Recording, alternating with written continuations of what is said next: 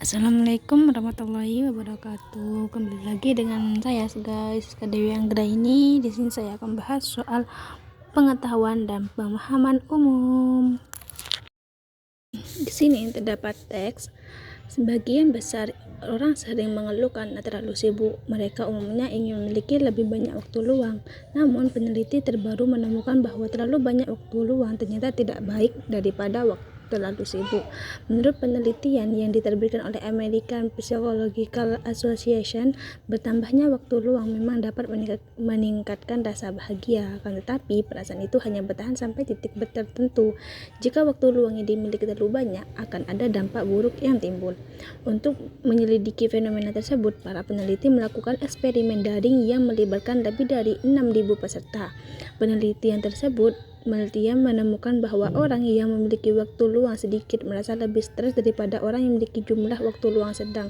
Sementara itu, mereka yang memiliki waktu luang banyak juga merasa kurang produktif daripada mereka yang berada dalam kelompok sedang. Lebih lanjut, temuan tersebut menunjukkan bahwa berakhiran dengan waktu luang sepanjang hari untuk melakukan hal-hal yang diinginkan ternyata dapat membuat seseorang merasa tidak bahagia. Sebaliknya, orang harus berusaha untuk memiliki waktu luang dalam jumlah sedang agar dapat melakukan apa yang mereka inginkan. Pertanyaannya, topik bacaan tersebut adalah A. Perbandingan antara orang yang memiliki waktu luang dengan orang yang sibuk. B. Kelebihan dan kekurangan dari adanya waktu yang luang yang terlalu banyak. C. Memiliki terlalu banyak waktu luang tidak lebih baik daripada terlalu sibuk. D. Dampak buruk yang dialami oleh orang-orang yang memiliki waktu luang. E. Penelitian American Psychological Association tentang kesibukan dan waktu luang. Jadi jawabannya di sini C. Kenapa? Karena topik dari sebuah bacaan sama halnya dengan ide pokok atau gagasan utama bacaan tersebut. Untuk dapat menemukannya, pembaca perlu memahami ide pokok ataupun informasi penting dalam setiap paragraf. Kemudian menyimpulkan inti bacaan berdasarkan hal tersebut. Bacaan pada soal tersebut terdiri dari 2 paragraf. Paragraf pertama menyebutkan bahwa terlalu banyak waktu luang tidak lebih baik daripada terlalu sibuk. Dalam paragraf pertama disebutkan pula adanya dampak buruk dari waktu luang yang terlalu banyak. Sementara dalam paragraf kedua dijelaskan bahwa memiliki waktu luang yang terlalu banyak atau terlalu sedikit tidak baik. Jumlah waktu luang yang paling ideal adalah jumlah yang sedang. Berdasarkan isi kedua paragraf, dapat disimpulkan bahwa topik bacaan tersebut adalah berlaku banyak waktu luang tidak lebih baik daripada terlalu sibuk. Lanjut ke pertanyaan kedua, yaitu makna yang sama dari kata dampak pada kalimat 6 terdapat pula pada kata A. Impak, B. Efek, C. Imbas, D. Akibat, E. Implikasi. Jadi di sini setiap kata memiliki makna masing-masing ya. Selain itu ada pula kata-kata tertentu yang memiliki makna yang sama dengan kata lain. Kata yang bermakna sama dengan kata-kata lain disebut sinonim. Dalam Kamus Besar Bahasa Indonesia atau KBBI, kata dampak memiliki 3 arti, yakni benturan, pengaruh kuat, dan mendatangkan akibat baik negatif maupun positif. Dan ketiga, benturan yang cukup hebat antara dua benda hingga menyebabkan benturan yang berarti dalam momentum atau usaha sistem yang mengalami benturan itu. Dalam bacaan dampak, kata dampak muncul pada kalimat 6 yang berbunyi jika waktu luang yang dimiliki terlalu banyak akan ada dampak buruk yang timbul. Kata dampak pada kalimat tersebut bermakna pengaruh kuat yang mendatangkan akibat. Kata tersebut bersinonim atau bermakna sama dengan kata impak yang dapat berarti pengaruh yang kuat atau dampak. Teks yang kedua yaitu toxic positivity adalah kondisi ketika seorang menuntut diri sendiri atau orang lain untuk selalu berpikir dan bersikap positif serta menolak emosi negatif. Seseorang yang terjebak dalam toxic positivity akan terus menghindari emosi negatif, padahal emosi negatif juga penting untuk dirasakan dan diekspresikan. Penyangkalan emosi negatif yang terus dilakukan dalam jangka panjang bisa menimbulkan berbagai masalah kesehatan mental seperti stres berat, kecemasan, atau kesedihan yang berkepanjangan, gangguan tidur, penyalahgunaan obat terlarang, depresi.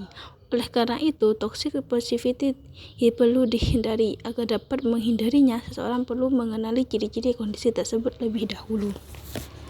Toxic positivity umumnya muncul melalui ucapan. Orang dengan toxic positivity mungkin sering melontarkan petuah yang terkesan positif, tetapi sebenarnya merasakan emosi negatif. Selain itu, mereka biasanya merasa bersalah ketika merasakan atau mengucapkan emosi negatif, menghindari atau membiarkan masalah yang ada, serta sering mengucapkan kalimat yang membandingkan diri dengan orang lain. Ketika memberikan seseorang semangat, orang dengan toxic positivity juga sering melontarkan pernyataan yang seolah meremehkan. Sebagai contoh, mereka biasanya mengucapkan kalimat "jangan menyerah begitu saja, kok tidak bisa, atau kamu lebih beruntung, masih banyak orang yang lebih menderita dari kamu." Bahkan mereka juga melontarkan kalimat yang menyalahkan orang yang tertimpa masalah. Pertanyaannya, di antara kalimat-kalimat berikut, manakah kalimat yang mengungkapkan gagasan yang sama dengan kalimat 2? A. Meski penting untuk dirasakan dan diekspresikan, seseorang yang terjebak dalam toxic positivity akan terus menghindari emosi negatif. B. Emosi negatif akan terus terhindar oleh orang yang terjebak dalam toxic positivity walaupun emosi negatif sangat penting untuk dirasakan dan diekspresikan. C. Walaupun emosi negatif penting untuk dirasakan dan diekspresikan oleh orang dengan toxic positivity, mereka akan terus menghindarinya. D. Emosi negatif yang penting untuk dirasakan dan diekspresikan akan terus dihindari oleh seseorang yang terjebak dalam toxic positivity. Toxic positivity akan membuat seseorang terus menghindari emosi negatif yang semula penting untuk dirasakan dan diekspresikan. Jadi, menjadi kalimat yang dapat mengungkapkan kesan yang sama dengan kalimat tertentu sama halnya dengan menjadi variasi kalimat. Sebuah kalimat dapat divariasikan dengan berbagai cara, namun hasil dari variasi kalimat tersebut tidak boleh mengubah makna pada kalimat asalnya. Kalimat 2 berbunyi, seseorang yang terjebak dalam toxic positivity akan terus menghindari emosi negatif, padahal emosi negatif juga penting untuk dirasakan dan diekspresikan. Kalimat tersebut memuat dua klausa.